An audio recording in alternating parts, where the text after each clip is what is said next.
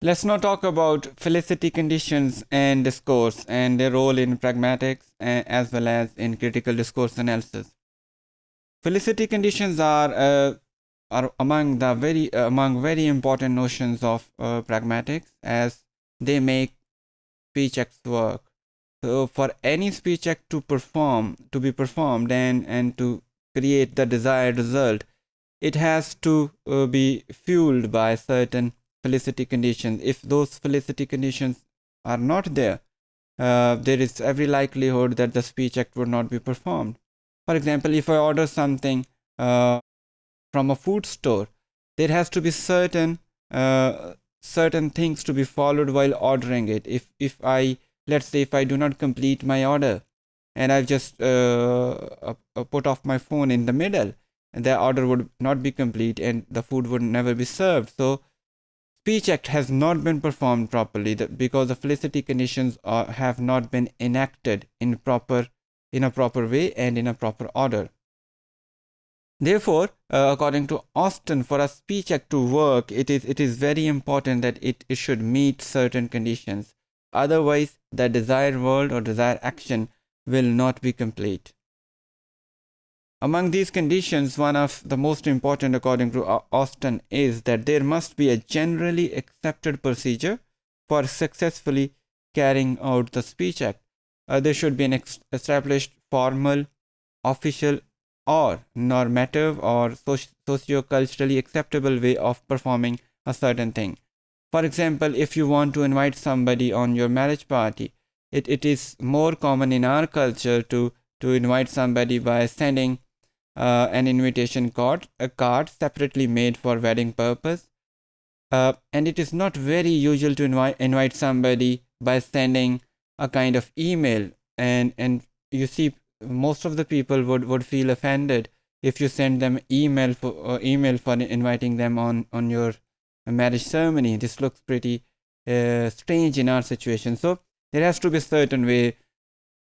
In today's electronic world, people do send the images of those cards, but their wedding cards, but they do have wedding cards, and people feel that invitation is complete only when they receive the card.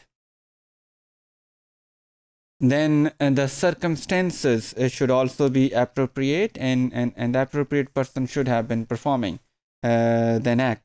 For example, if you want to invite somebody on a marriage ceremony, it has to be bride or groom themselves or their family. If somebody else, let's say even the closest friend, is inviting you on somebody else's marriage party, that would be quite strange, and people again would feel offended if they are invited by somebody else and not by the bride or groom or their families. So there has to be a proper way which should be followed for carrying out a certain speech act, and circumstances should also be appropriate. And the participants who are involved in a certain kind of speech act should also be the ones who are most relevant. Then another thing, we may have appropriate people responding in a certain situation. We may have the right message or the form of message also, but if the message or the speech act is not performed completely, the action would not be performed. For example, if you want to send a message to somebody, you write down a card and you do not send that card, or you post that card to a wrong address, then it would not reach to the right person. So all procedures must be carried out completely and accurately so that the speech act may become successful. Then, as I said earlier, the speech act must be performed by the right person also, and in the right place at the right time. Also, sometimes the timing, even in timing in the same day, are very important. Some messages conveyed in the morning are more have or do generate better response as compared to the same messages sent in the evening. Further, the message should also be conveyed with an intention to be completed. For example, if you send a message or perform a speech act with an intention that it may or may not be performed, then you probably would not get the the desired response, the action would hardly be performed. There should be intention on the part of the speaker or the doer of a speech act that it has to or it should be completed properly. If we do not have the right person to be performing the speech act, or we are not performing it at the right place, this would be called the misfire of a speech act. But if there is a lack of intention of the speaker in relation to the performance of the speech act, then it would be called an abused speech act.